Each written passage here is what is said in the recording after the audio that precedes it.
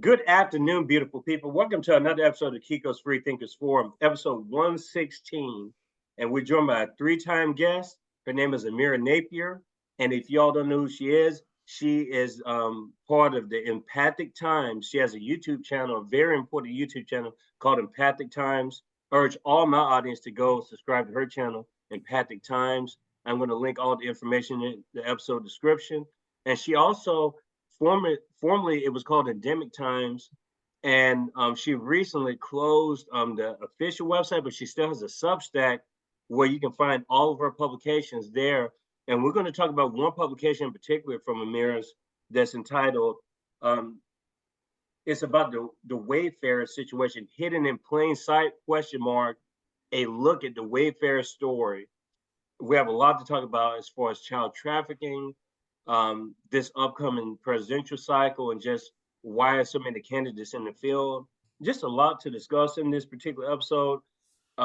If Kiko's safety is in danger at all, it may be because this is episode 116. But this information has to get put out in the public.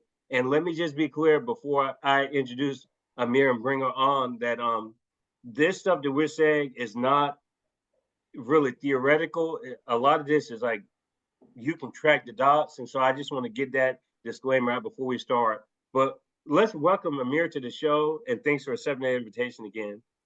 Oh, thank you so much for having me on. I'm really happy to be here and talk about all of this ridiculous, scary stuff today.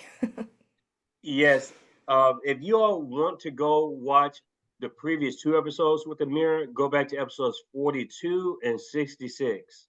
We discussed different issues on those episodes. We discussed Palestine, episode 66. And I believe episode 42, we discussed the state of independent media and where do we go from here, the political punditry and everything else involved. We may discuss that towards the end of this conversation, episode 116. Just a slight ad before you get started. Support independent media, support Amira's channel, Empathic Times. Again, I know that sounds very simple, but a lot of people don't do it. You're subscribing for free. It doesn't cost you a dime, just a little bit of time to expand your mind. And remember, you can't unthink free thought.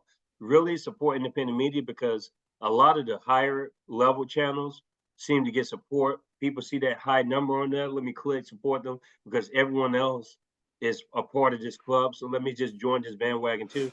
Don't look at it that way. If the content gives you value and has value to you, consider giving that person support. It doesn't even have to be financial support. If you give us enough support, YouTube will give us money from that ad revenue. You don't even have to worry about getting out of your pocketbook. So, and I understand if you want to send a donation our way, I'm not going to complain. We've gotten a few recently in the past few months. And I just want to add one more thing that our audience is growing internationally. We have 43% of our audience located outside of the United States. A lot of high profile international interviews coming up, even not. So that number may change, but we have very much a 57-43 split between domestic and international audiences following Kiko's Freethinkers Forum YouTube channel. But again, support independent media, Amira's channel, Empathic Times, and my channel, Kiko's Freethinkers Forum. Let's get started with today's discussion, which is a very serious discussion. And the perturbing thing about this particular topic with child trafficking, human trafficking, sex trafficking is that we will get to the Wayfair stuff, but if you go on YouTube, you don't see any stories like this particular one that we're going to discuss. And maybe this YouTube video doesn't last when we post this one up later today, because if you go in there now, everything's fact checking. It's fact checking. The people who speak out against the particular, allegedly, the situation with Wayfair, all those videos have been taken down. You can't even go on YouTube. You type in Wayfair, you type in kids, children, anything like that. The only thing that comes up are people saying Wayfair didn't do anything at all. This is a conspiracy theory. So I want to ask Amira, when you hear the word conspiracy theory, which is a term created by the government itself, um, do you tend to discredit them automatically? Which conspiracy theories do you believe have more validity than others? Like, what's your overall view of that word being used, conspiracy theory? I do think it's a trigger word that's purposely meant to elicit, the general population and general public's position to immediately be like, oh, tinfoil hat, that's a conspiracy theory, so I'm not going to pay attention to it. So it's a really convenient term to use to discredit anyone that's just simply usually asking some questions. And for me, it's the more that someone's asking those questions and they get more and more pushback, it tells me that there's probably a lot more there, which is why it's getting the kind of pushback that it is. I think some conspiracy theories are true and are valid, and it really depends on the topic. It's really I look at each one individually. Um, I've even had some people over the years that I'm like, oh, I kind of think about that as well. I'm gonna research that a little bit more, and then sometimes it's, oh, I don't think that that person's, got it. And it's about how they approach it. As they're learning more, as they're getting more information, are they adjusting their views? Are they open and upfront about, I know this and this, but I don't know this? But I don't kind of put my backing behind any one particular person when it comes to figuring out what is or is not a conspiracy theory. I prefer to call them alternative theories. I'm not trying to be Kellyanne Conway with alternative facts, but I don't like the term conspiracy. I think it's too convenient that people fling around to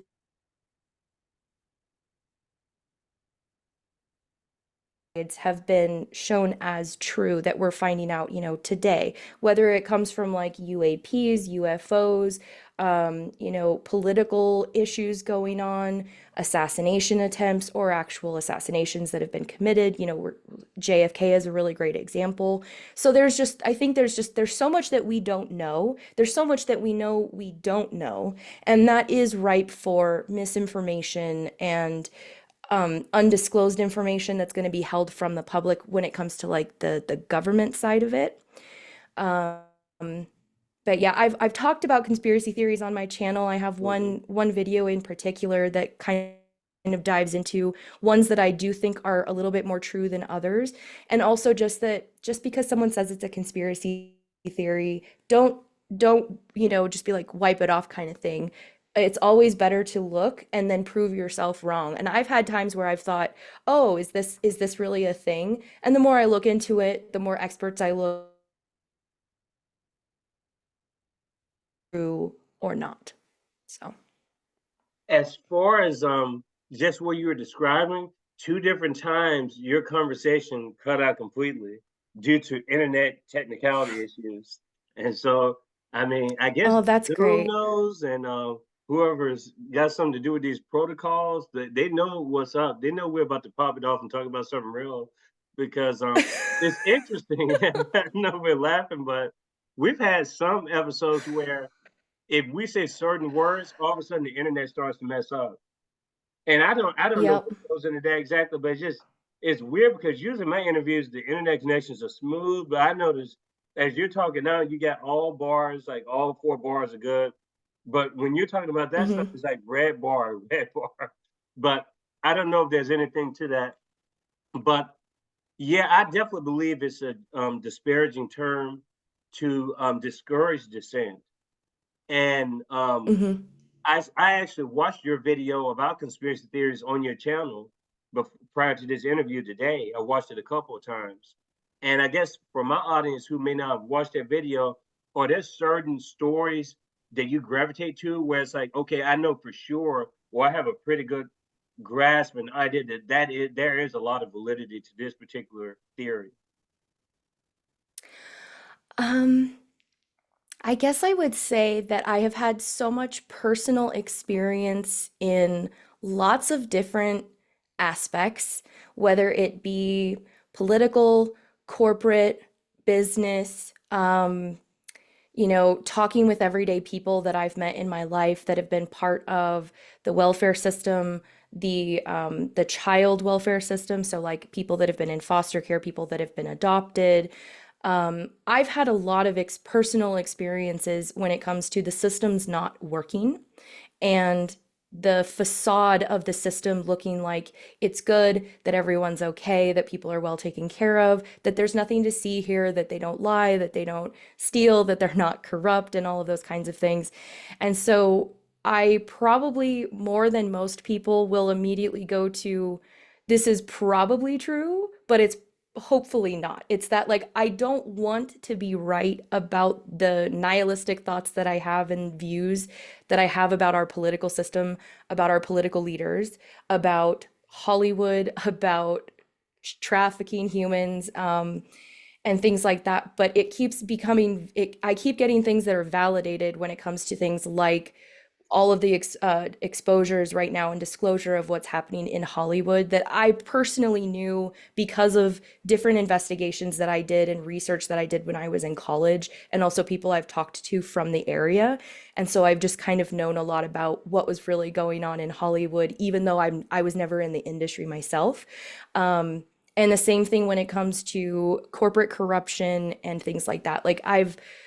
That's why I look at as many things as I can, and I try not to immediately be like, oh, this has got to be true. For me, it's I want to prove myself wrong because I don't want to believe in this level of human depravity. I don't want to believe that all of our politicians lie to us all of the time, that all these corporations suck. I don't want to believe these things. It's just personal experience and other people that I've talked to that continues to validate that a lot of what people think as a conspiracy theory is a lot more true than not. It's not that there aren't actual conspiracy theories.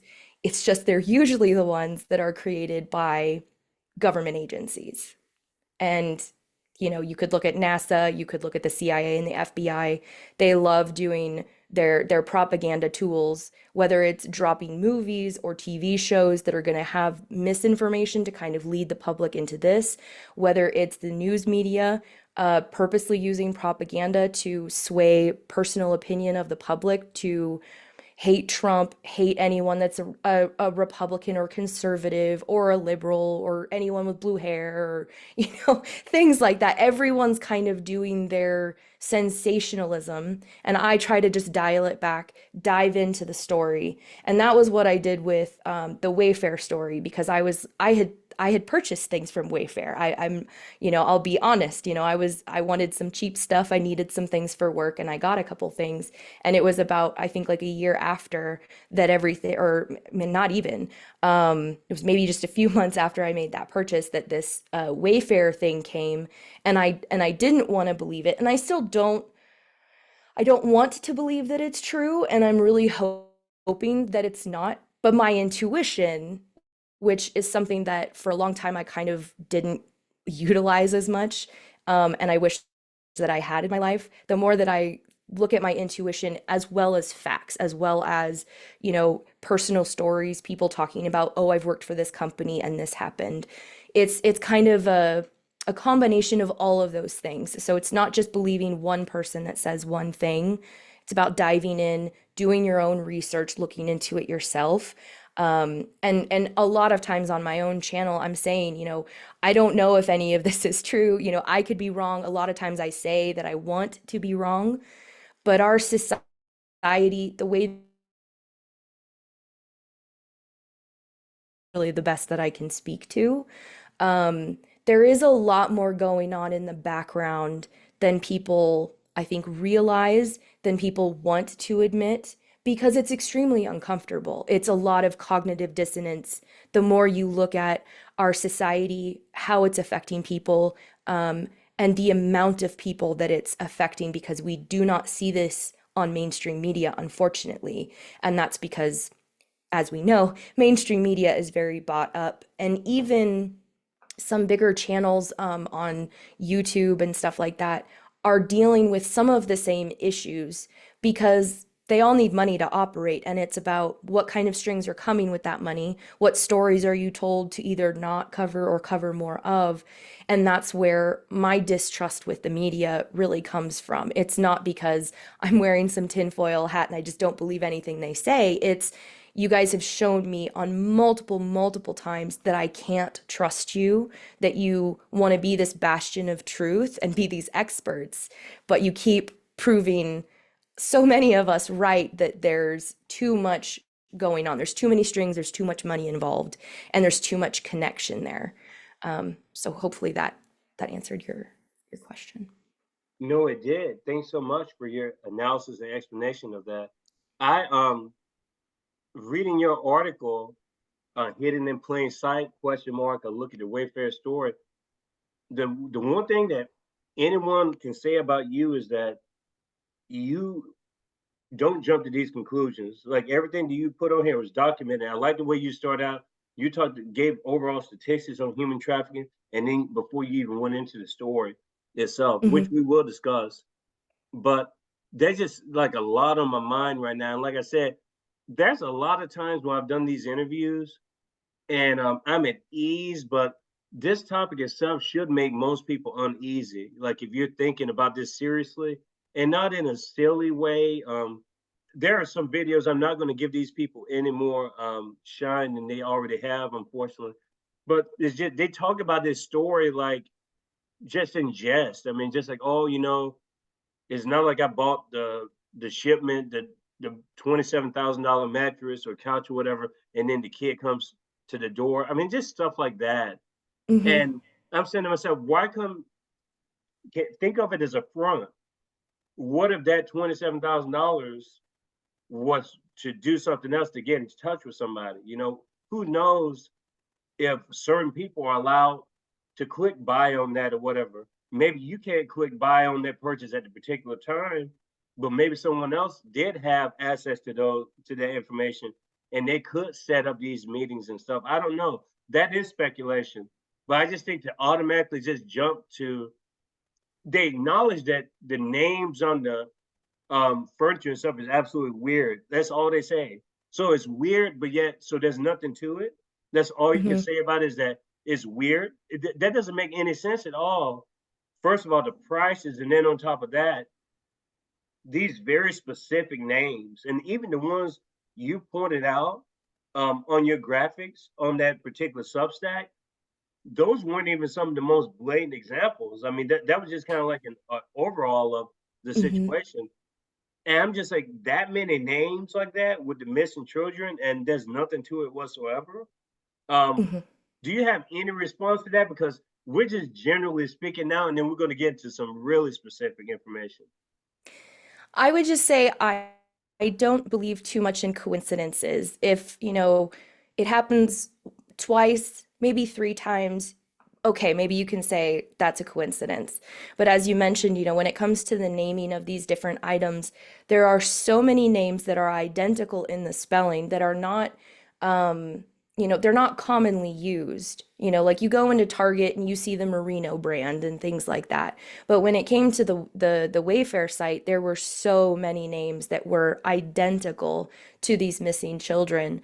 And that is not from my own work. That was from these Reddit threads and people that had done that work, and I included them in there, which was really helpful. But it's just, and it's also the corresponding cost for these items that are. It just seems so excessive, and that was one of my biggest concerns when the story came out because mainstream media was so quick to say, and Wayfair, of course, of course they're going to say that's not going on, but mainstream media that has so many more resources to look into this were just like, nope, it's all good. And I'm like, did you guys do a modicum of research? Because you can go to these other websites, Amazon, Home Depot, Lowe's, even Target for some of these things. These prices don't make sense for what the product is if that's just the only thing that's going on. And like I said, I don't want to believe that this is happening, but so many other things, Hollywood and Epstein, show that there are so many things going on in the background and also right in front of people's faces. Maybe, Mhm. I don't want to believe it, but mainstream media, I don't think did a good job with this because I think they were told not to. Because Wayfair is a huge corporation, and we know that corporations are always, funding and providing money to politicians and to media. And so I think this was another one of those stories that was like, we're just going to throw this under the rug. And maybe in 10 years, someone will do a documentary like they're doing right now with the Nickelodeon stuff into this. But it's like, what's going to happen to the 1.2 million children that go missing every single year for the next 10 years before that story comes out? And That is by far my biggest gripe about this entire thing. And I even posted today because I was just reviewing everything before I came on today, and I posted on Twitter a screenshot of because I just wanted to quickly get the numbers of how many children go missing just here in the United States.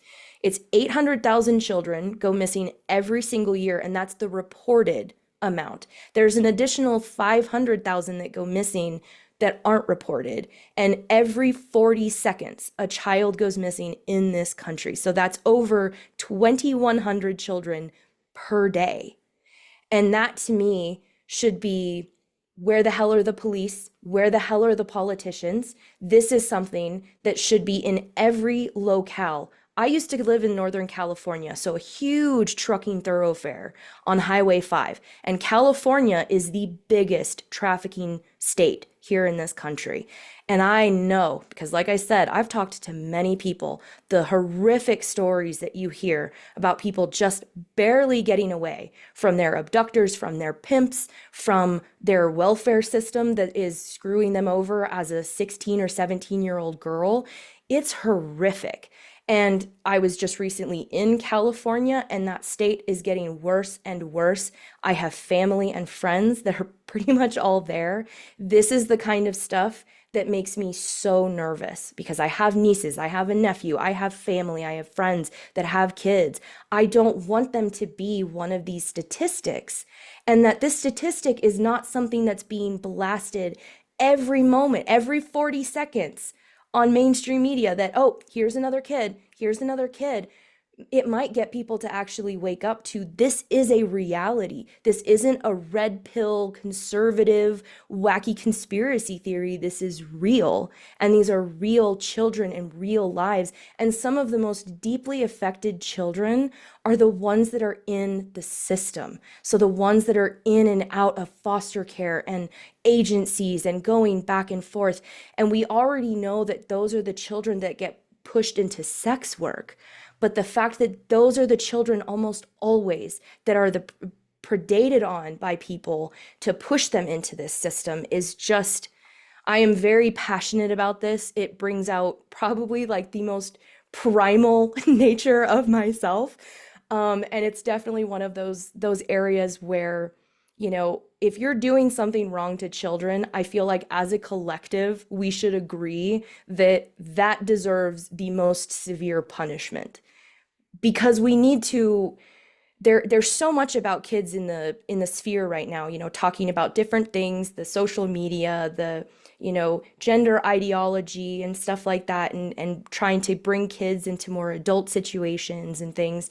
And for me, I'm just like, when you're starting to prey upon the children, the future of our country, of our world, I've got a lot of issues when you're pushing back on people wanting to make sure that they're safe, that they're in safe environments, that they are safe in school, that they are safe at museums and parks and things like that. And they don't want pedos to be teaching them or to be dancing around them or something like that. Like the amount of pedos that are in children, like childcare, is astounding. And also just the amount of, not a huge, I know it's not a huge amount, but it's some of the loudest voices right now.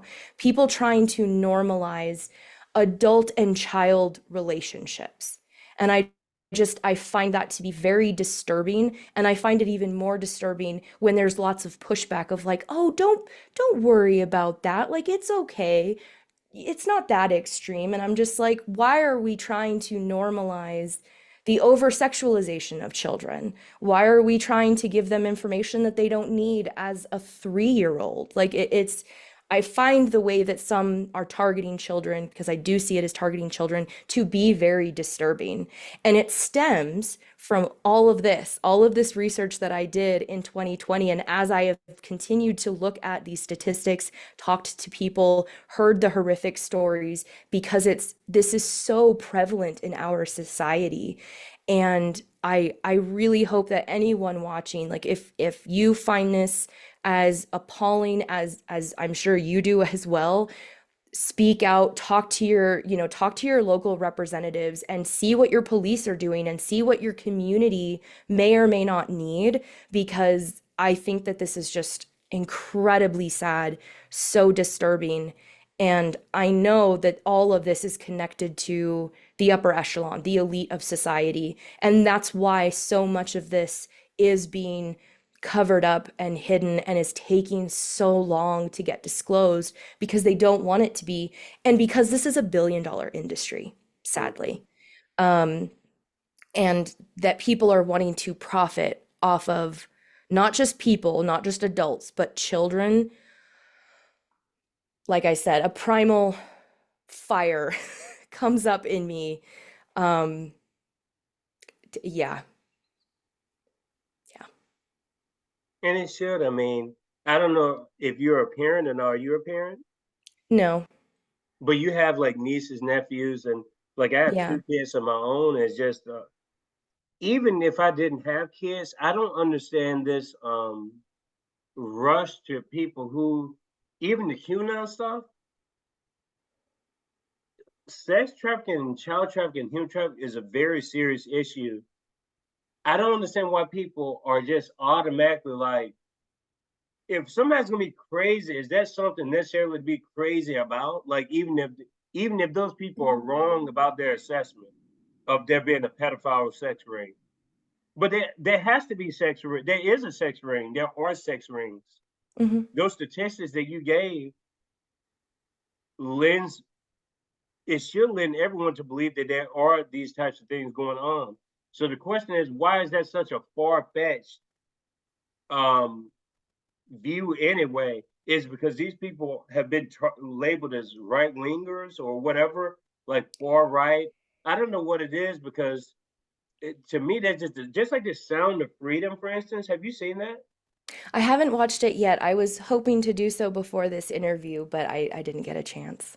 I haven't watched it either, but just the reaction to that, people are just I'm like, why is that a bad thing that there's a documentary or a movie about an issue this serious and people are like, oh gosh, it's neocon stuff, it's conservative stuff, it's far right, it's QAnon Yeah. stuff. And I'm like, but you don't think it's worth looking into something this serious? Even if you think it is a quote unquote conspiracy theory, you don't think that this issue with child trafficking and stuff is not serious enough for you to at least give it a second look? That's the disturbing thing to me. I think it's a combination of things. I think it's there's some people that unfortunately, if it doesn't affect them, they don't care about it. That's and that's a sad reality. Lots of people, it's just they don't give a crap until it directly affects them or their child or their spouse or, their partner or whatever. So there's that bit. And then there is I would say there's the ops, the people that are put in front of a loudspeaker to distract, to move you to another place. And so they'll easily say, oh, this is a neocon, this is the red pill group, so we're not going to listen to them.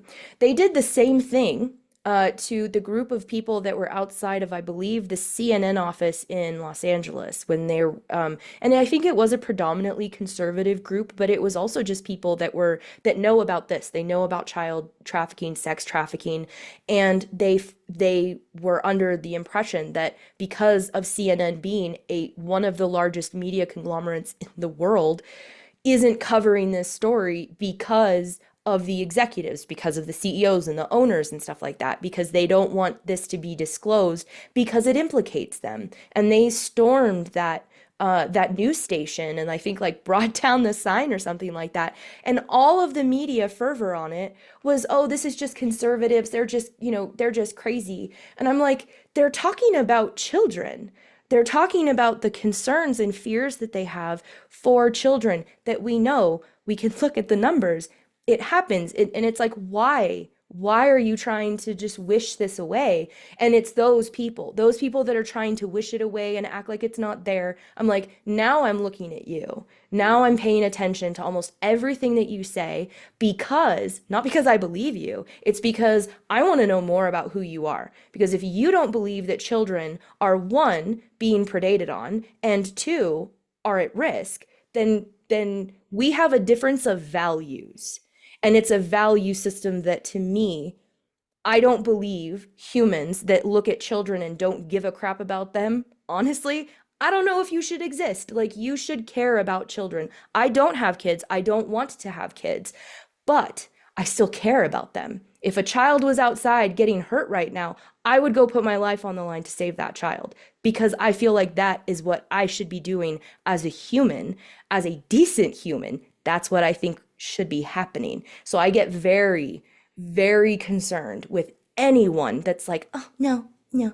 There's some people that I'm like, you're saying this because it's never affected you. Hmm. And I'm not saying that's as bad, but it's still bad because you shouldn't wait for something to happen to you in order to give a shit about it. Because that's why we're in the situation we are now on so many things, not just on child trafficking. It's on, I mean, the list could go on and on.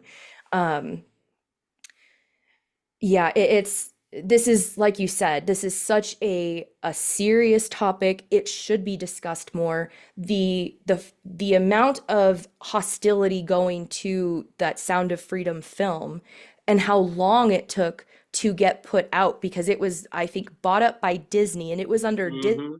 Disney for like 5 years or something like that. And then they finally, I think, sold it and then it was able to be distributed.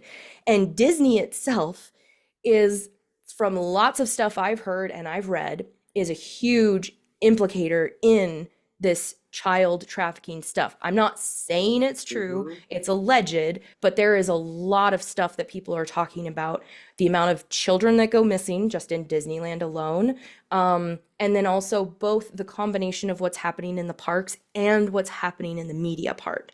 Um, and I think that that's a connection that I hope with this whole Nickelodeon thing, people will start to understand that trafficking has always existed. Like Hmm. it's just something that's always happened. But when you have the Los Angeles area that has so many want to be stars, people willing to do things that they wouldn't normally do, as well as an extremely highly populated area, lots of undocumented immigrants, lots of young women, lots of young girls and boys. It's ripe for this, unfortunately. Hmm. And San Diego, in my Wayfair article, I talk about how San Diego is one of the biggest areas where this happens. It's the one of the largest contributors financially to the trafficking profit system, and that's, we know that's right next to the border and that's also right near Los Angeles. And I think over time, people are going to see that there is a huge connection between the trafficking world and Hollywood and the elites and the police that protect the system, the police that are part of the trafficking system, because we're seeing in lots of these sting operations all across the country, there's a lot of law enforcement that are within this because they help to aid the system. And that's where it's this unfortunate thing. The more you look out, you look at the broad part of this, you see that so much of this is connected. There's corruption in police, there's corruption in the legal system, there's corruption in the political system, and there's corruption in the corporate world. And I feel, me personally, my conspiracy theory is that all of those things are connected to each other. They're all protecting each other, they're all using each other, and they all have receipts on each other, so they all keep quiet. Like, that's, people are always like, oh, how can this many people be quiet about these things and stuff like that? I'm like, people sign NDAs, people get paid lots of hush money, and people don't want to get found out for their own atrocities, so they all work together. And anyone that speaks out, most people that speak out about this, especially if they were part of the system and they maybe had like an executive level role or something like that, they either stop talking about it or we don't hear from them again. And that's where that validates to me that, okay, this isn't a conspiracy theory. This isn't tinfoil hat time. This is real. All of these dramas we watch about the shadiness of the system, that, creepy judge, that creepy, owner of this business. One of the statistics I saw is that employers are 46% of the ratio when it comes to those that exploit people into the trafficking system. Employers, because they're using their power and influence on their employees to push them into this. And so it's insidious, it's dark, it's not fun to look at, it's not fun to talk about. people don't want to click on videos like this or like that because it's really uncomfortable. But from where I sit, we can't solve any of these problems if we don't at the very least acknowledge that we have them. And I think that that also lends to a bigger thing that needs to happen, which is, I would love to just see full disclosure of things, from government to police to, politicians and stuff. I think we deserve that. I think the civilians could handle it. I don't think everyone could, but I think the majority could, because the majority is now seeing, oh, there's a lot of cracks in our system. There's a lot of lies being told and things like that. So I mean, I hope that over time things like this stop, but unfortunately, I don't think it's going to happen until people that aren't just, oh, it affected me, so now I care. It's the, everyone has to care about that. We should all at the very least care about children.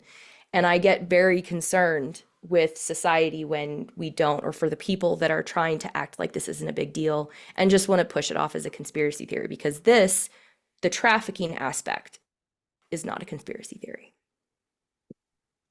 You would think that there would be like multi-partisan consensus on on an issue like this. To me, it has nothing to do with political ideology. It's ridiculous to Mm-hmm. even spill. That's the reason why. Um, and I do from time to time. I look. I just believe everything should be public domain. I believe that information should be public, and I don't think that if you want to censor someone, just like all these YouTube videos that have been taken down on this particular topic, in conjunction with the Wayfair story. If it's so fake, then why come you don't still have it on there? If it's so fake, why come you can't let the people decide Mm-hmm. if they want to believe it or not? But it's like, to me, you're almost giving more validity to the conspiracy when you are just limiting the options, like you shadow banning the videos, taking them off completely. Reddit still has a lot. Reddit still has like a dark web feel about it. Mm-hmm. And I was thinking about, before this interview, I was thinking about Russ Albrecht, who was the founder of Silk Road, which is the dark web, and he's in prison right now. And people are comparing that to kind of like what's happening to Assange in Belmarsh prison in the UK.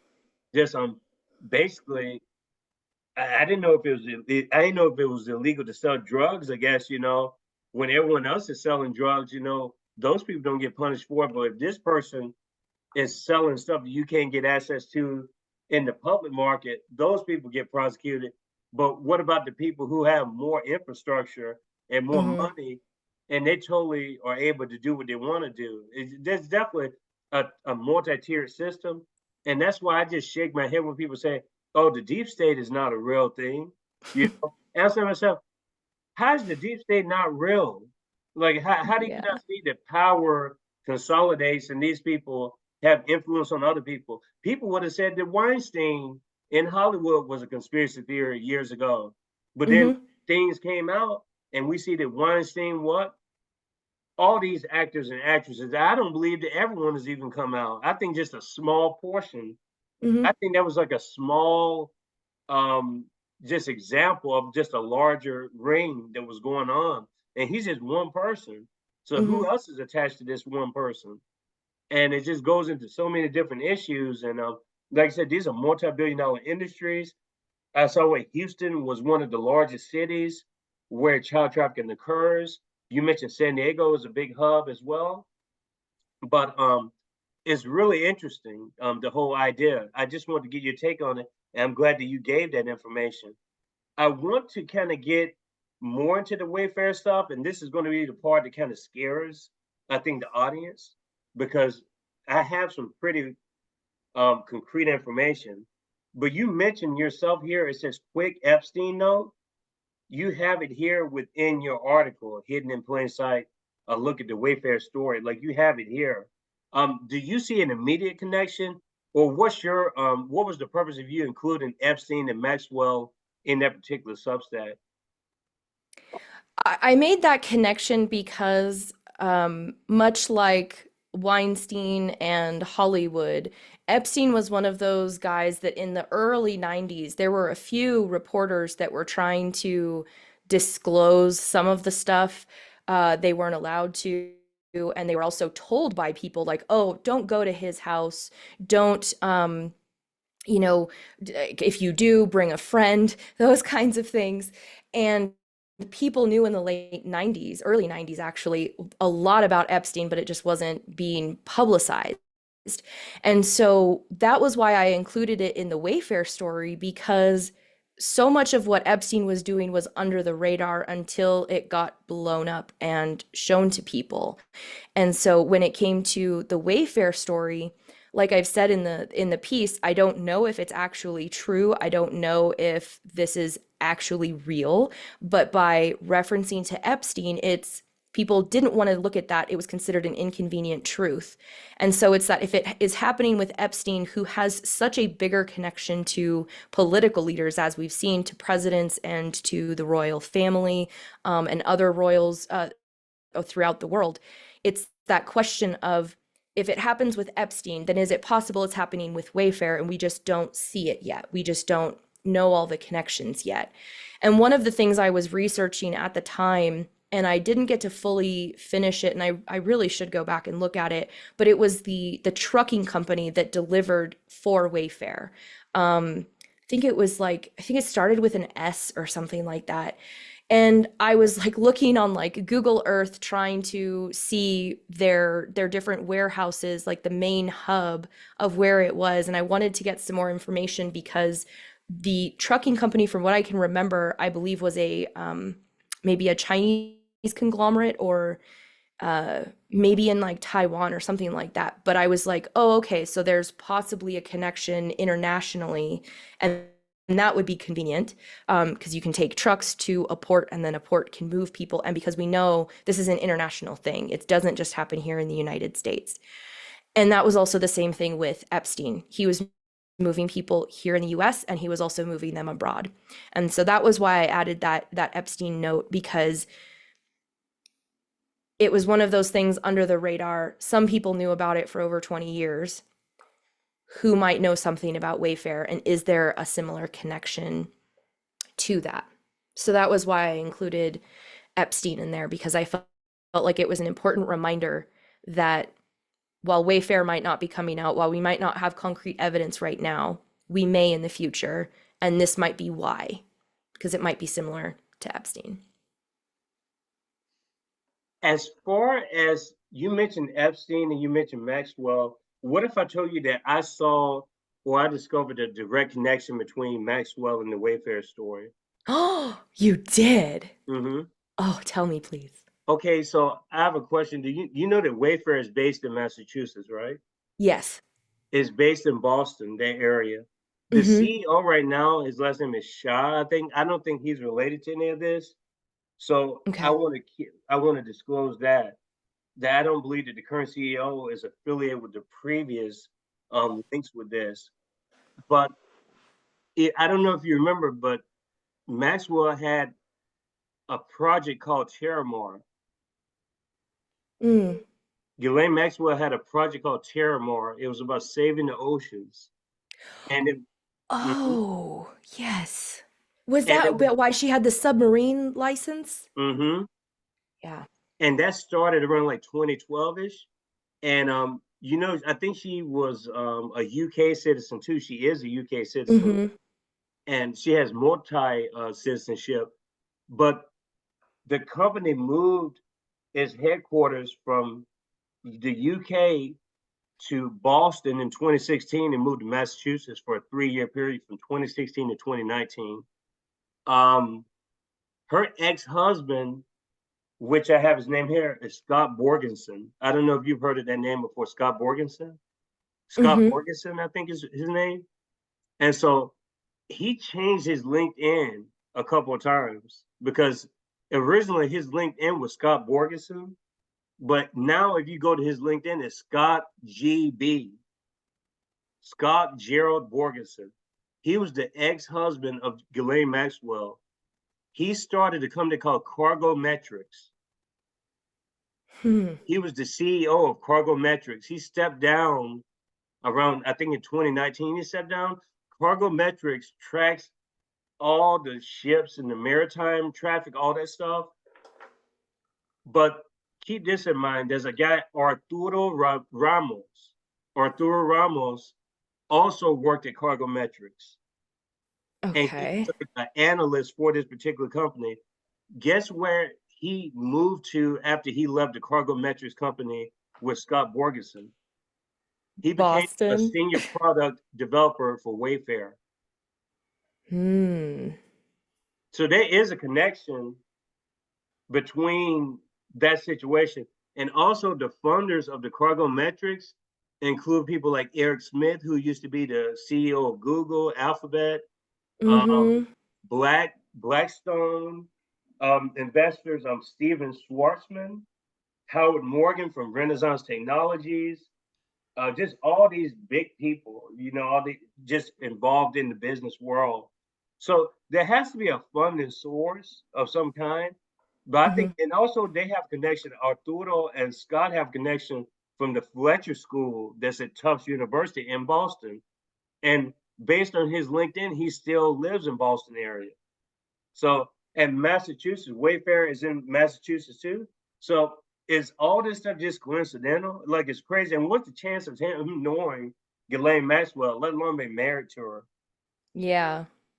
It doesn't make sense to me. Like, and I don't know if it's okay for me to pull his info up. I was going to share something on the screen because I got stuff in the back, people. I got windows and stuff open, but I'm just like, should I just say it or should I just have it side by side for people to see it? But I'm that afraid about it, because I'm all Mm-hmm. about getting the information out. But this guy was part of the Coast Guard. This guy, he has a PhD at the Fletcher School at Tufts University. And so he's a small Hmm. guy, part of the Council of Foreign Relations. I think he's still a member of the Council of Foreign Relations. He was a fellow at the Council of Foreign Relations. So there's just so much with this Scott Borges guy. Fuck it, I'm just gonna show it. It bothers me too much to not show it. I'm not gonna keep going around it. So this is it here. This is Ghislaine Maxwell's ex-husband right here. You're looking at it. Huh. And changed the name. Notice how he changed his middle and his last name like it's just the initial part. Scott Yeah. Borgeson. And if you look at the profile here, Cargometrics, he stepped down in 2020. He was the co-founder of Cargometrics, which is still a company. It tracks all the cargo around the world, basically. And it makes you Yeah. wonder, what's the connection between that and the other stuff we were talking about before? I And mean, he's also he was on the Council of Foreign Relations. yes, What? yes. So this person is very connected with a lot of stuff. PhD at the Fletcher School, Marine Officer License, U.S. Coast Guard. So this person is very much connected. And Wow. I never really got a reason as to why he stepped down from his position at Cargometrics. But he's not directly affiliated with Wayfair. But like I said, one of his big partners that went to school with him, I think, is he may still be a part of Wayfair I think he's a senior product manager is his official title. Arturo Ramos is his name. So yeah, I pulled that stuff up just from Reddit threads and just different stuff. And there's this one person I was thinking like, should I invite him on or should I at least talk to him? And I'm going to attribute the information to that person where I got some of this information from. But I just thought it was interesting when you mentioned Maxwell and Epstein, and there is a connection. Unfortunately, there is a connection even with the Wayfair situation. If you look hard enough into the story, Yeah, I wish I had caught some of that at the time, because that would have added a lot of depth to that story. Like I said, I mean, I'm a small little like, investigative reporter, quote unquote. I think if I had had a lot more resources at my disposal, I could have probably done a better job. And that's why I was like, it just felt so disingenuous with the media just immediately writing that story off when it's like I feel like I did more depth just looking at the price comparisons of sometimes identical products. Um, but yeah, I mean, and when it comes to the trafficking system, having an individual like him that is connected to a both like, a localized, within the country trucking, but then also shipping, that's Mm-hmm. very concerning. Um, but it connects to that broader aspect of what we know about the trafficking, that it's, that this is multinational. Mm-hmm. Um, and so many different people are involved in it, and which is why it gets so convoluted. And I think there's also some people that I don't think realize they're in it, but they're in it. Mm-hmm. And it's just simply because, they're working so much they don't notice it. They don't want to notice it. There's a lot of people that they don't want to see what they don't want to see. I just looking at these images, and these are some of the ones you screenshot at the time when you wrote the Substack. Hmm. I just don't know how none of this stuff sticks out to just the average person. I think it does. The comment sections, again, I urge my audience, because I don't want to give more um credit to those people who have the videos on there, the YouTube videos, like these fact checkers, verify, these types of companies. But there are just some people on there. Okay, I'm going to out these guys. They're part of Barstool. I don't know if they're still a part of Barstool. Dave Portnoy. I know you guys know who that is.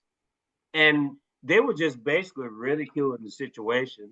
And but you should see the comment section. The comment section tore their asses all to pieces. Like Good. I'm so happy that people are Good. like, no, this needs to be looked into more. You guys need to stop talking around it, and you guys need to acknowledge that this stuff is real. Like it was really encouraging to see the comment sections when they are open. But if Hmm. you go to, and again, Wayfair, I went to their actual YouTube channel.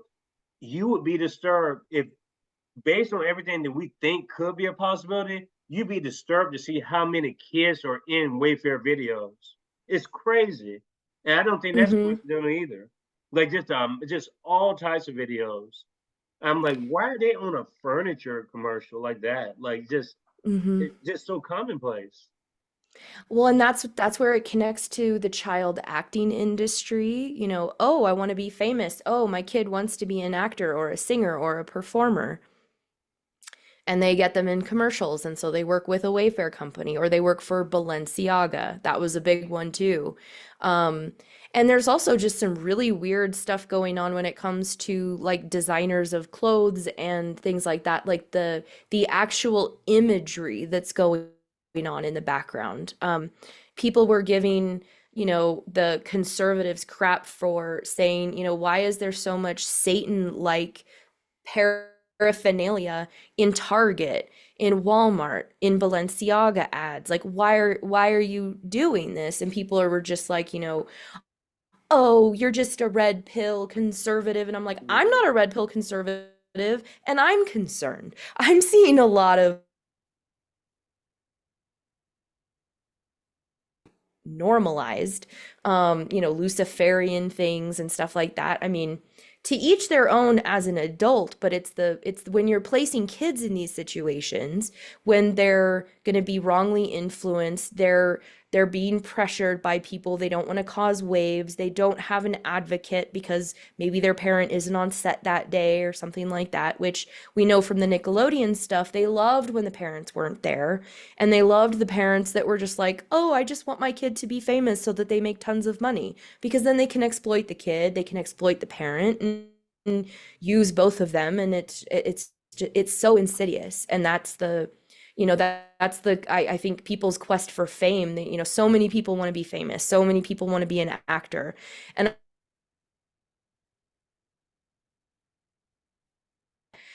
art has unfortunately just been so bastardized. It's been so thwarted by big money, big corporations, and people just wanting to take advantage of those that want to be in that industry. Um, it's really unfortunate, and it's affected art, I think, personally. It's affected the way that media looks, the way that it feels, the way that the stories are conveyed. There's just there We're putting children in too many adult-like situations Hmm. that I don't think we should be allowing on screen. Like, I get inundated with Pampers diaper commercials talking about these blowout barrier diapers, and they have little babies in their diapers like bouncing around and stuff like that. And I'm like, to the everyday average person, that looks really cute, and maybe they have a kid and it reminds them of their kid and stuff like that.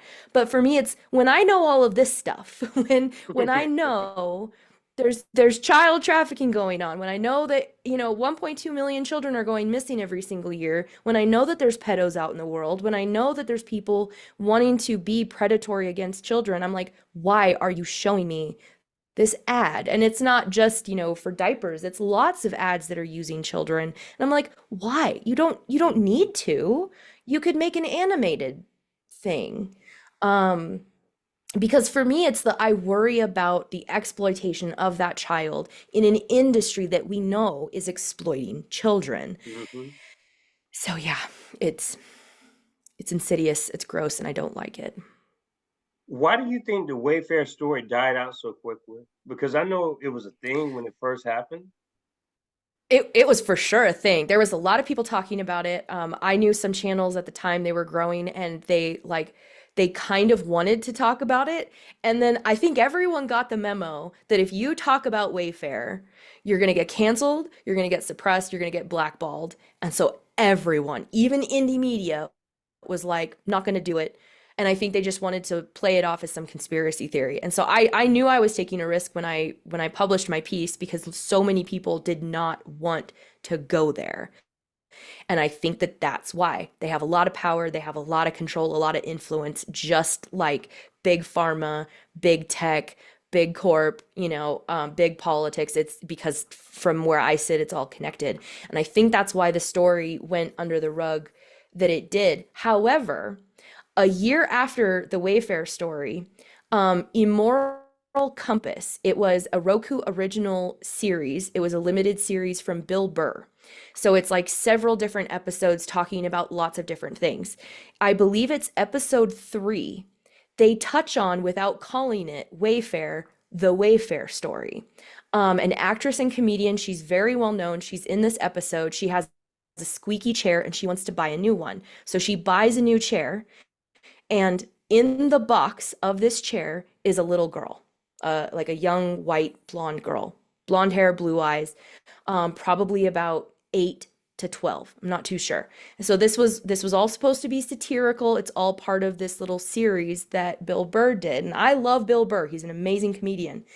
But I was like, the fact that they are putting this in a series a year later after the Wayfair story, I'm like, they're either, because we know Hollywood, we know there's lots of weird shit going on. It's like they either know something that we don't, which is very common in Hollywood for them to put in media messaging and stories and stuff like that. It's like the soft disclosure. It's like, we know these things are happening, but we're going to deliver it in a funny way, a satirical way, or a fantastical drama way so that you don't think it's real, but it's actually real. So I highly recommend people check that entire series because it's really good. But I felt like the fact that that was finally being discussed in popular media, it gives, I think, a little bit more validity to the Wayfair story, that they were even willing to go on that branch because a lot of people did not want to talk about it. And like I said, that the Wayfair story died out within like a week or two, because all of the quote unquote fact checkers that came out made people want to just be hush hush about it. But there was definitely something there, I think, which is why Bill Burr and his team was like, let's utilize it. And again, it's all alleged,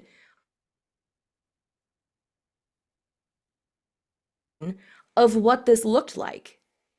And it was extremely disturbing and heartbreaking. I was watching it and I actually started crying because I was just like, if the Wayfair story is true, which a part of me believes that it is, and this is what it looks like, and this is the end result, this is the problem. And it's because people don't want to talk about it. They don't want to bring it up. They don't want to go to the police. They don't want to disclose because they don't want to put themselves at risk.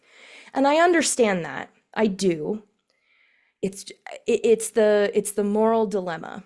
And that's why for myself, I'm very particular about what I talk about and how I talk about it, but I am willing to go on that branch when it comes to certain things. And like when it comes to kids, I'm going to go on that branch. When it comes to genocide and war, I'm going to go out on that branch. It's not fun. It's not easy, because there's always people that want to come and attack you, that want to, gaslight you and, act like even your own personal experiences aren't real, aren't valid, and stuff like that. But particularly with children, the more I see this, the more I hear about it, the more stories I hear from people. I'm just like, we have to be doing something about this. And I get so disillusioned with the entire system when this isn't something being talked about en masse, and that families that are unsuspecting, that don't think this is going to happen to them, it's going to happen to them. It's not everyone, but it's a good chunk of people. And we won't fix it if we don't acknowledge it. That's the, that's the first step, is acknowledging it. And we have a lot of things we need to acknowledge, and this is one that I really hope more people will pay attention to, will research into, and be willing to talk about. And then also keep your eyes open. When I'm in Target, when I'm in the grocery store, if I see a kid that's like looking a little scared or something, as a woman, I feel more comfortable. My husband doesn't, but like as a woman, I'll be like, are you okay? Do you need to find your mom or your dad? And I've had a couple of times where like I'll walk them up to the customer service section, where they can go on the loudspeaker and be like, hey, we have a lost kid here. And the parent will come, and I will wait there until that parent comes and the child validates, like, that's my person, that's my human, I'm going to go with them, kind of thing. Um, it takes a few minutes out of your day, but I believe in the safety of children, and they're our future. They're precious. They didn't ask for any of this. They don't deserve to be treated the way that they're being treated. And like I said, from the horrific stories that I've heard, it's so much worse than people think and realize. And it's local. Like, it's in your town. If you think it's not, I'm sorry to say, but it is. Like, it's there, and people need to be paying more attention to it. And then you wonder how this can have an effect just in when these people grow into adulthood, Hmm. how these traumas never go away. And Exactly. then it just goes into so many different aspects of mental health.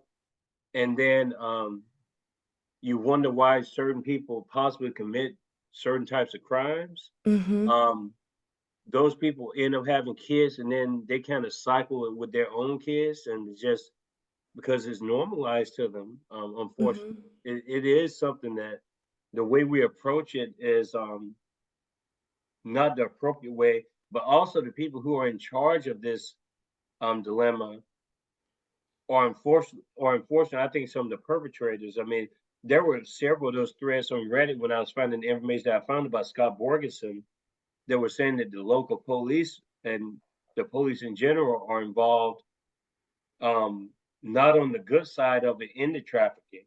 Hmm. Um, I don't know if that's because of a payout or what, but there's just so much that goes into these operations. These are multinational, transnational operations. They happen overseas. They happen here. I think there's a stat that 66% of the kids here that are trafficked are born in the United States. They're U.S. citizens, and so it is a very much a local thing. This could happen in your town. Um, there are people. If you talk to enough people, there's some people that that have been trafficked, or maybe you've been trafficked yourself, and it's very close to home. It should be anyway. But Yeah. I wanted to transition a little bit because I got like maybe 15 minutes or so. And so I want to just get kind of like your views on the overall field of the 2024 presidential election. And I know we talk about that a lot of the show. We're in an active presidential cycle. It's just really Hmm. crazy. Um, I am in contact with Donald Trump Jr. This is the breaking news that I wanted to get to the channel, and I'm doing it here. I don't know if the interview is going to happen, but I just want to let the audience know that there is some communication going on and people are like, what the fuck, like is going on I here? bet. And I'll just drop that shit, drop videos of what the fuck is doing. But I'll talk to anybody. You guys know how I am. I don't shy away from. And if I were to be able to get him on, it'd be about some. I have very specific reasons why we're going to bring him onto the show. There's always a reason behind it. But Hmm. as far as this, and I didn't even get into like the stuff with the kids, just like our current occupier in chief, the commander in chief, his relationship, just like the smell and the hair of the kids. You tell me that if you think that that's cool, whatever. I think it's creepy as fuck. Hmm. But it's just, and the way people just like give him a pass, like, dude, that's fucking predatory. If I've ever seen Yes. predatory activity and behavior, Hmm. but I just don't know why people allow this guy to get away with murder. It seems like, but anyway, I didn't mean to digress like that. That's okay. But why are there so many candidates running in this 2024 cycle? You have people running within the Democratic Party against Biden, or at one point they were, and you have so many people declaring independence, third Hmm. party affiliations. Why so many people, and why now? Do you think is there a reason behind this? I mean, I'm sure there's a reason. I don't know if my reasoning is correct. I think it's a combination of things. I think for some people, just like in every election cycle, they're hoping that they can get some kind of cabinet position. So they're, going to try to get close. They'll be a little adversarial, but not really. I mean, we're not doing debates when it comes to the Democratic side, because they've pretty much just said it's going to be Biden, which isn't a democracy, people. We have debates. In democracies. And so I think it's, a combination of people want to be in these cabinet positions. I think for a lot of people, unfortunately, it's, oh, I can be on social media and I can grow my platform and I can get, book deals and I can get speaking deals so I can make $30,000, $50,000 every time I go speak at a school, at a convention or something like that. So I definitely think a lot of people are out for the money. I know I'm very nihilistic every time I come on your show when it comes to, the presidents and politics, because I don't see anyone that I can truly put my full support behind. There's some people that say some really great things. There's some that have, really good initiatives on their campaign, lists of things that they're going to do. I guess for me, I don't believe that a third party candidate is going to make it into the office because of the way that our system works. I want a third party candidate. I want many candidates. I don't like our system in general. I think it's very messed up. Um, but I do think that unfortunately the way our system is right now, it's rampant for it seems to promote like the lowest common denominator of like corrupt skeezy people. And I don't mean to be disrespectful because I know you've had a lot of different people on your show, and I'm not really talking about them. I'm talking about the ones that are like they're really taking up some of the bandwidth. And I don't see them as good actors, and I see it as just either a money grab. They want to stay active in that 15 minutes of political fame kind of thing. They want to get board positions. They want to, start a company. That's where I see too many people wanting to do this so that they can get that as the result. And I think there are a few candidates. I'm still looking into some people that, there's a few that are supportive of Palestine, which I'm very happy to see. But it's also the like, are you going to make it? Are they going to allow you to make it? No. And I know that. So it's that, do I throw a vote away?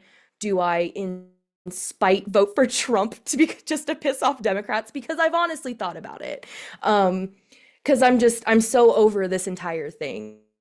So that's why I think they're doing opinion of the political system, but we see so often that those in some of the highest levels of power are some of the most psychopathic people. Like they do not look at us everyday people as anything other than some pawn for them to move on a board. And unfortunately, I'm currently reading a book. It's called Corruptible by Brian Klass, and he's talking about how our system is built to unfortunately elevate people that are on the Machiavellian scale when it comes to psychopathy and it's the dark triad, I think. Sorry, I can't, I'm still reading it.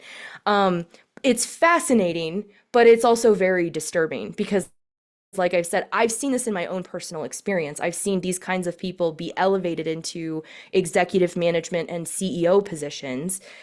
And I'm like, why is that person of all people being elevated to that position? And it's because they're wanting to elevate those that are all part of the scheme. And that's where it's like, for me, unfortunately, I think that so many of the people that are making it in these top levels of politics are making it because they're part of this dark shit that's going on. I want to be wrong. I hope I'm wrong. But so far, evidence continues to show me that going into politics to try to change it from within is not how it's going to work. You just get absorbed into it. I mean, we've seen that with people like AOC. I mean, she's been a bad actor since the beginning. She just looked better doing it at the very beginning because there wasn't so much bad shit going on. She wasn't, talking about the micro and the macro and like all that stuff and just showing her true colors to people. It's a game for them. And we're the ones that have to suffer through it, unfortunately. I just, I definitely question the motives of some of these people running for office. I don't get the impression. Yeah, I know a lot of people follow this channel, but I have to say this: I don't even think that the people who are running for some of these in this field, I don't even think some of these people believe in their heart that they can win themselves. Mm-hmm. I Mm-hmm. don't believe that for a second. I don't. There's no indication, and something. The scary part is this: a lot of these people, like RFK Jr. and who's another one? Cornel West is another one. These people supported Biden 4 years ago. Mm-hmm. My question to them, since they won't come on the show, and especially at least RFK's people responded back to me. I give them that if for whatever that's worth. Cornel West campaign has consistently ghosted my messages the whole time. Claudia De La Cruz, the same thing, the exact same thing. I've called their offices like 5, 6 different times, in addition to emails, and just no response at all. And but everyone else that you've seen on the show, great communication the whole process of. Yeah. And some of these people honestly have more name recognition than some of the people that I named, or just as much recognition. But how did they go from supporting Biden in 2020? What changed from the 4 years? That's what I'm wondering. Just like, what makes you run against Biden now when you were up his ass 4 years ago? Because they're not really running against him. That's the thing.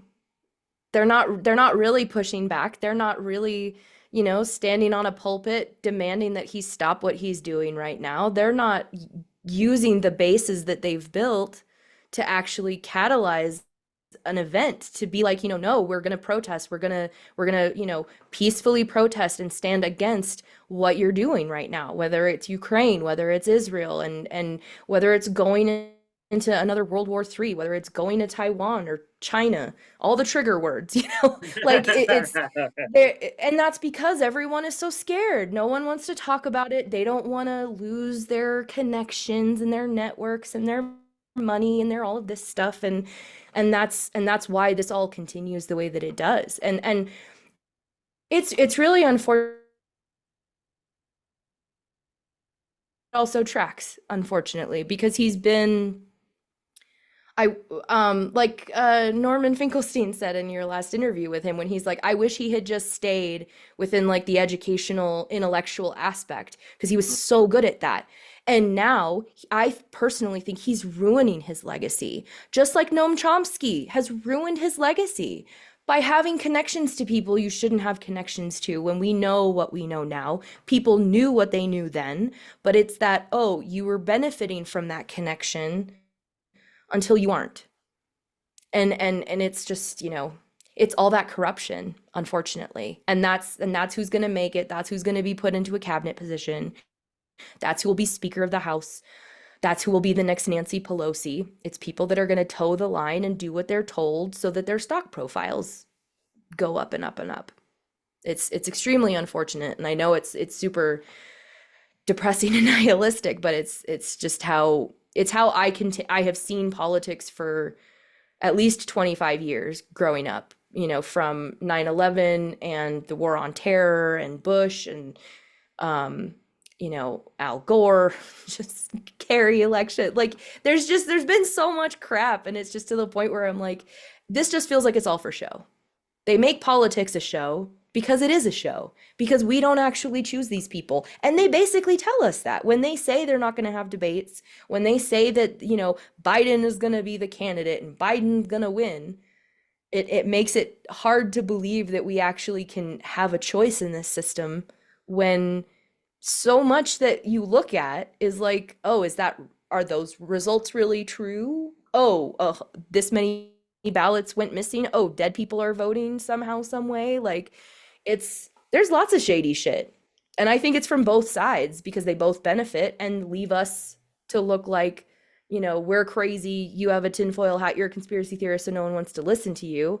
And it's like when I have, over 200 videos that can back up with facts, with research, and go against this narrative, then who's actually the conspiracy theorist? I say it's them because they don't want this, they don't want any of this exposed. They don't want people talking about it. And it's obvious when they cancel people, suppress people, take shit down. I mean, Elon Musk being like, I believe in free speech, but, there isn't free speech. So it's just, they're all working together against us, unfortunately.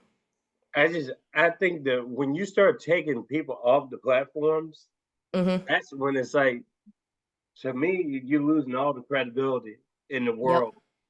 Um, these people but I knew this was starting way back when they took Alex Jones and Louis Farrakhan and these type of people off of like social media, like they had already, that was a signal then. I was like, Mm-hmm. so we're coming next. Because that's all they need is like, let's get the most polarized people, let's get the most polarizing people and take them off. And then slowly but surely we just start working our way to the dissidents Uh-huh. who are speaking out against us, and then we start taking them down. RT, IERT. I'm shocked that Al Jazeera is still functioning in the United States. Yeah. I just knew that they were going to be next with the RT stuff, and people are just like, I have friends now, just great, well-intentioned people. They're unfortunately just ignorant, and they just really believe that the U.S. is just they bleed the red, the white, and the blue. They don't think that you bleed the red, white, and the blue. And if you don't bleed as much as they do, which first of all, I don't want to bleed out anyway, motherfucker. I don't want to bleed out. You can bleed out and whatever, because if you bleed out, you die, right? So Mm-hmm. we Mm-hmm. might bleed the same, but it's like, come on now. We have to also rope it in with all people. And somehow Russians are bad people. That's the way it is. That's the way they justify it. They use these little seeds. Are Arabs really good people? Yeah, let's go and take out a couple of them like that. Let's take out more of them like that. And they plant enough of those seeds, and then you start to realize, do you Mm-hmm. see what's happening? There's a pattern there. They paint people as the enemy, and then they justify their actions by taking human beings out. And Mm-hmm. these are governments, not the people. These are innocent people dying. And the people that you're apparently trying to get, they're probably not even in the country. Like all these Hamas people in the leadership of Hamas, these people aren't even in the Gaza Strip, a lot of these Mm-hmm. people. But yet you have us believing that they're going after Hamas. I don't think so. It's I don't know. I want to think that if we keep doing this, that people are going to change their minds, but it's like it has to wear on you at some point. I know it wears on me some, but all you can do is just keep spreading out to more and more people. And that Mm-hmm. branch is starting to spread. We are reaching the people. I know this happens to you where you may get 10 subscribers and then you may lose four. You may Mm-hmm. gain some. And I don't know if it's the same people, like they resubscribe to your stuff after they like give you a second chance. But the bigger accounts, they seem to get the benefit of the doubt, but we are always under constant surveillance. And it's like, you better say the right thing, Kiko and Amira, because if not, I'm subscribe. I'm just like, do you understand that we're independent voices and we're really trying to give you more of a broad landscape? You're not getting this stuff Yeah. on mainstream media. What we're giving you you're not going to be able to find anywhere else. But for some reason, we get the criticism for it. Yeah, I mean it's an unfortunate part of the algorithm world that we live in. You know, everything has to be very fast paced and quick and sensational, and you have to have, I'm constantly looking at, how to improve your YouTube channel, how to make better videos, how to edit better, how to sound better, how to talk a little faster, be a better storyteller, all of these things. We both, we both put in so much time and effort into everything that we do because we see it as important, because it's about putting a message out that we know is not common, that we know is, we bring a nuanced personal perspective to this that you're not going to find on mainstream media, be it news or I think even entertainment. But there's so much competition, unfortunately. Like there is a lot of, saturation within this market, whether it be, podcast talking heads, just regular entertainment videos and stuff like that. And for me personally, like the last few months have been really difficult, watching what's happening in Gaza. And as much as I want to cover that, I'm not an impartial observer. I am very not objective when it comes to Palestine, and so I know that. So I'm purposely not talking about it. But it's been hard to creatively cover content and make it fun and make it personal and engaging for people, because I'm like, I have this kind of sort of Damocles over me, just as I'm barely watching the news, but when I do, I kind of just fall apart, because these are my people, this is my family, this is a place that I have always looked at as home that I am likely never going to get to see. And the way that people in the media talk about it breaks my heart, because it's very quick, it's very callous. It's like, oh, okay, this is our little 30-second blip and we're gonna move on. And I'm like, they don't get to move on. I Mm-hmm. don't get to move on, but I'm in a first world country. I'm living in lots of privilege right now, but it still breaks my heart, and it's made it difficult to kind of care about content, and to also not have a little bit of, I don't want to say like anger or hostility, but it's the like, this is something that I know has been going on for 76 years, because my father's from Palestine, he's Palestinian. So I've known about this my entire life. And so when people are like, just finding out about it and talking about it, it's hard Mm-hmm. to hear that stuff, and it's hard to feel inspired to be creative about other things, because I feel like, am I doing a disservice to my own people by not paying attention to this, by not talking about it? How much should I talk about it? If I do, if I don't? And it's really hard to navigate the news media, especially right now, because it's triggering, and it's bringing my own stuff up, from like the past things, the othering, like we're seeing with the Russians right now.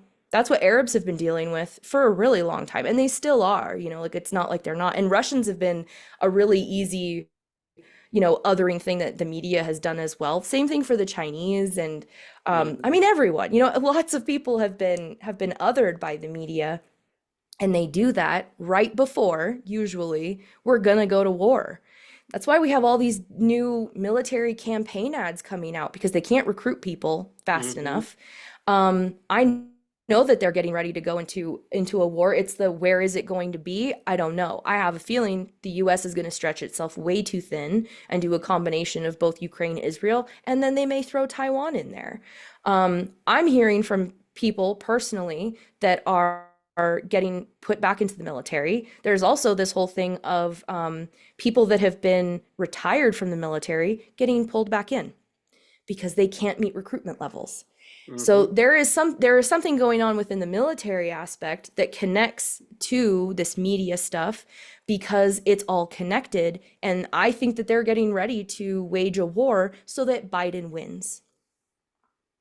And it sucks that that's how it all works, but that's usually how it works, because they want to keep the sitting commander in chief in office, because, oh, there's a big war going on, and they're trying to dissipate things happening in Israel so that he can maybe get some better, you know I know a lot of people within my own circle, they're like, I'm not voting for Biden, I'm just not going to vote at all, kind of thing. And I'm feeling the same way too. So there's so much going on within the YouTube media world, what you can and can't talk about, what people want to watch, how they want to watch it. So many people are in distraction mode. They don't want to look at the serious stuff, and I do get that. And I'm personally struggling with trying to weigh, how do I want to provide my content? Do I want to do what, everyone says of like, make it super choppy, make it super quick? Because that's not really me and my creative style. And I feel like that's part of this algorithm thing, like I started off with. It's this constant thing we're fighting against, because YouTube used to be the place where you were finding very eclectic content. It was very Mm-hmm. unique.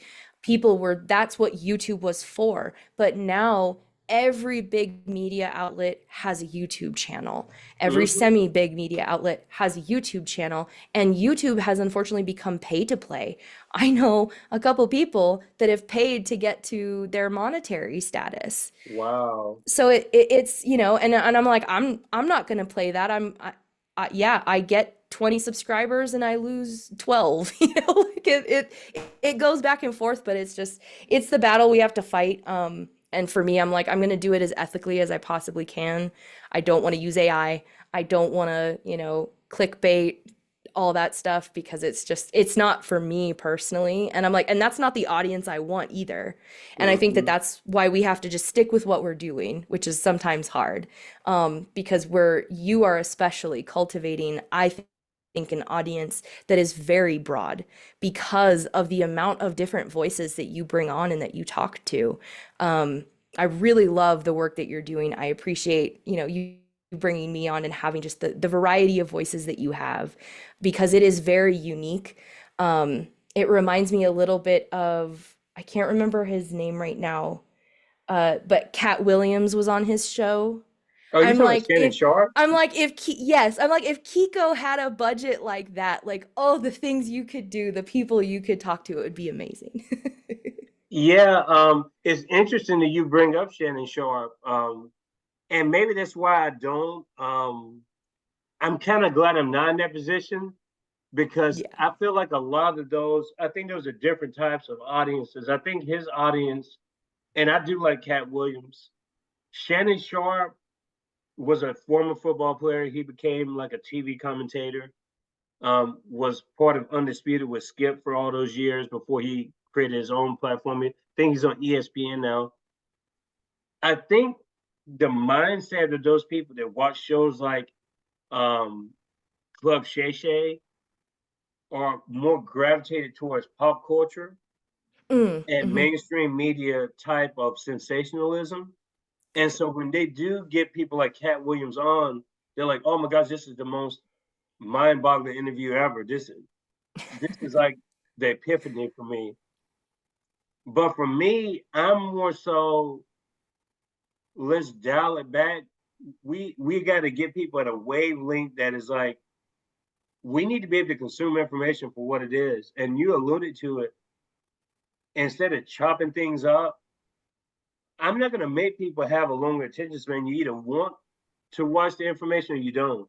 And if you Mm-hmm. have to be entertained to watch it, that's great. But that also says a lot about our society, that we have to um, put graphics on the Discovery Channel, for instance. I remember when I was a kid watching the Discovery Channel, there was none of this like cartoonish shit. It was just Mm-hmm. straight information. PBS, straight information.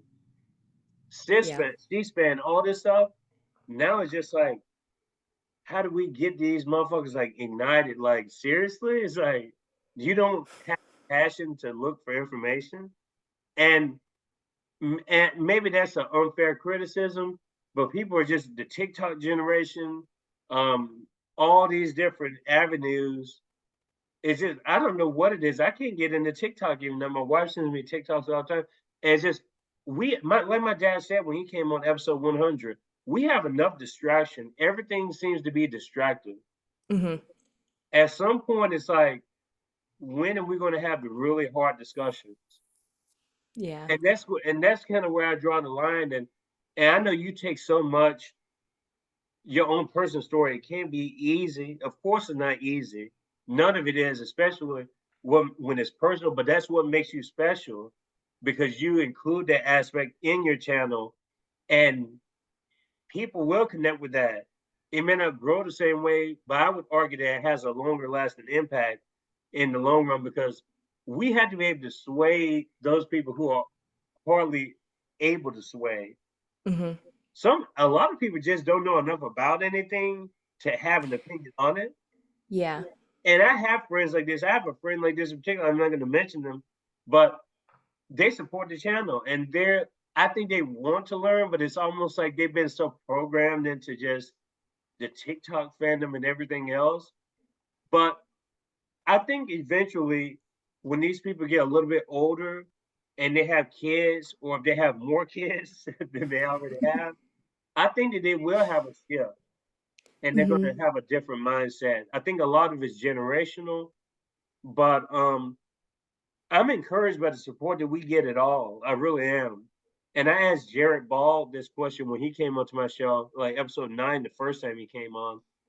And he said, Kiko, the fact that we even have an audience at Black Power Media is encouraging to me, because it's such a niche audience as it is. Yeah. And I don't know if we're just going to be another niche audience or what, but you know what? All you can do is try. That's all you can do is try, Yeah. and put your perspectives there. And you do such a great job. Thank Not you. only just the presentation aspect. I don't know much about the technological end like you do. Like, I just love your videos. You put a lot of time in your videos, and I can't wait for your next series of videos to drop. And I had one final question before I let you go. Did you publish a Wayfair video per se? Because I was looking, I don't think I saw anything like specifically about the Wayfair. No, that was before I started my YouTube channel. So I started my blog, Endemic Times, which is now still on Substack. I started that in 2020.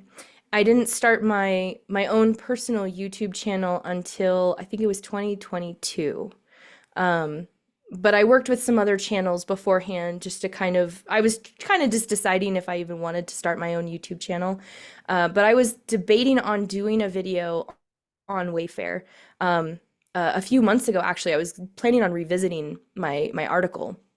And so when you brought up, coming on and talking about it, I was like, maybe I should, like maybe on the anniversary of it coming up this summer, maybe I should do a Wayfair thing. And I wrote down those different people you were talking about and cargometrics and stuff like that, because I'm like, I need to like look more into that. Because like I said, there was a shipping company that I was like, I need to deep dive more into that because I No think that doubt. there's something there. So I will keep you posted on that. But no, I don't have a video yet on Wayfair. Okay, do you have any final words or any final comments, shout outs to my audience? And again, this episode 116, I can't wait to go back and play it. I'm going to have to edit because I don't know if people are surveilling what we're saying or what, but it seems like when we're talking about these very serious issues, it's like, oh, chop it up here, chop it up here, chop it up here, like that. But Yeah. do you have any final words for my audience? Um, just keep being beautiful people. Just remember that we are so much more connected to each other. We have so much more in common, that, brings us together than divides us. There's very little that's actually going to divide us in the grand scheme of things. So I hope that everyone takes that, and I hope everyone has a really lovely day, stays safe and healthy because there's a lot of stuff going on right now. And just thank you so much for having me on, for building this beautiful platform that you have and all these wonderful people you have come on. Like I said, I haven't seen something quite like this before, and every time I'm watching it, I just absolutely love it. It's so engaging, it's so authentic, because you create such a really nice space for it, and you really care about what you're doing. So thank you so much to you, and thank you to your audience for watching if you've made it this far. Like Kiko's video, subscribe to his channel, and support indie media in any way that you can. And likewise, I'll link all your information in the episode description. Very important episode 116. I hope my audience takes it seriously. I think that they will. And Mhm. even some of your friends that may be a little bit more skeptical about these topics, tell them to give it a second consideration.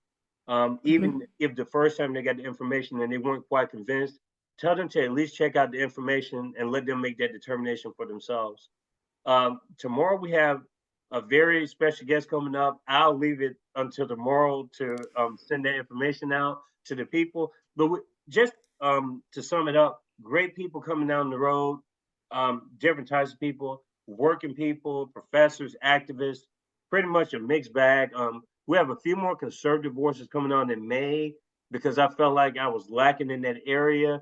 But I've also had people kind of pushing back, not wanting to come on the show. They say they like the show, but they don't feel comfortable coming on the show. And I assured them, I'm sure my audience is pretty mature, and you're not going to get a lot of like negativity directed towards yourself. And that's not what my show is about. I don't argue with the guests. I don't bring on people to shoot them down at a later time or at the present time. That's not what this forum is about. We're trying to build bridges and hopefully get people more or less on the same page to where we can have more effective direct action, because the political system itself is just, I don't think it's savable at this point. But then we can leave on a negative note. But enjoy the rest of your day and cheers, everybody. Bye.